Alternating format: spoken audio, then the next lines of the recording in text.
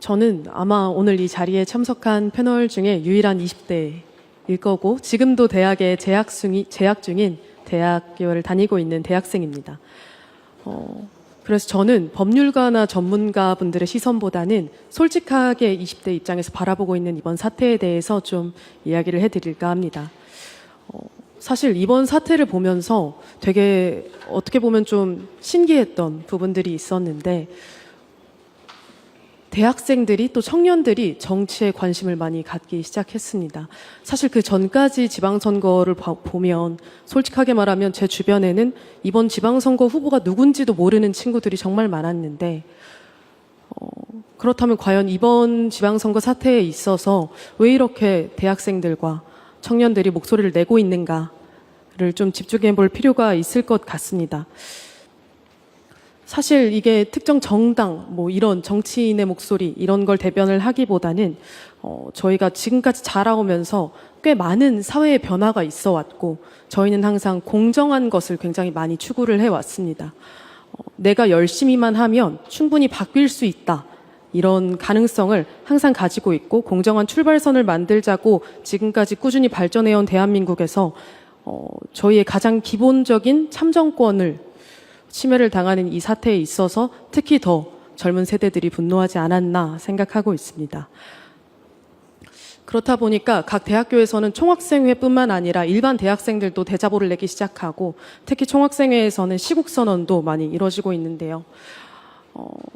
그런 대학교의 시국선언을 저도 직접 참가를 해봤습니다. 총학생회 측에서는 이제 각 일반 학우분들의 시국선언도 가능하게끔 참여자를 받아서 진행을 하는 구조로 진행이 됐었고 하물며 기말고사 기간임에도 불구하고 정말 많은 대학생들이 각 대학의 본인 소속 대학의 시국선언에 참여를 해서 시험 기간인데도 나와서 도서관을 가다가 잠깐 들려서 그 목소리를 듣고 본인의 목소리를 내고 하는 그런 과정들을 많이 지켜봐 왔습니다. 저는 오늘 이 자리에서 무엇이 사실이고 무엇이 사실이 아니라고 단정을 하기보단 국민들이 의심하기 시작했다는 사실을 좀 언급을 하고 싶었습니다. 그리고 이번 사태의 그것이 가장 본질적인 문제라고 생각해서 민주주의는 투표로 유지되지만 투표가 결국 신뢰로 유지되기 때문에 해당 부분에 있어서 그게 오늘 논의의 출발점이 돼야 된다고 생각합니다. 감사합니다.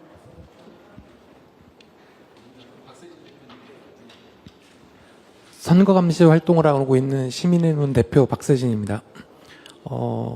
저는 이제 여기서 그 선관위와 저희가 이제 협의나 이런 것들을 많이 해본 경험들이 있어서 그러니까 이게 지금 어떤 방향으로 가야 될 건가 이런 것들을 좀 종합적으로 이야기를 드리겠습니다. 지금 이제 벌어진 이 참정권 제한 사태 이런 것들이 이번 기회에 구조 자체를 손봐야 한다고 생각을 합니다. 그러니까 개헌도 필요하면 해야 될 거고요.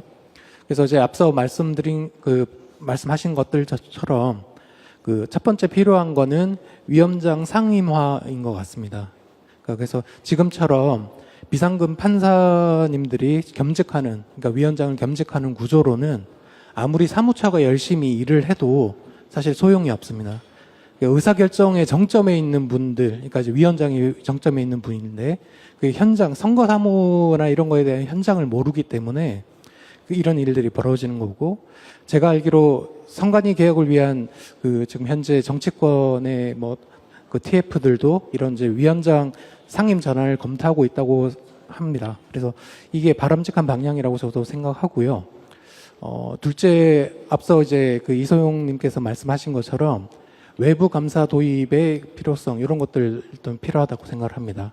선관위가 감사원 감사를 받지 않는 것은 헌법상 독립성 때문으로 알고 있습니다. 그래서 선관위의 독립은 유지하되 책임을 지게 만드는 구조를 만드는 것이 필요하겠죠. 그래서 예를 들어서 국회가 후보자를 추천하고 대통령이 임명하는 그런 독립적 지위의 특별감사관 같은 제도 이런 것들이 아마 필요하지 않을까 싶습니다. 그래서 선관위에 대한 외부 감찰 기능을 수행하는 방법이 있을 것 같고요. 그리고 이제 이번에 또 많이 언론에서 보도가 되면서 나타났던 일인데 투표 용지 부족뿐만 아니라 개표 과정에서 실수들이 또 있었어요. 그러니까 이게 이제 지금 언론에서 이제 문제가 됐었는데, 그러니까 저희가 투표 그리고 개표 참관인을 전문으로 하고 있는 단체인데 그래서 투개표 업무도 이참에 바꾸었으면 좋겠습니다.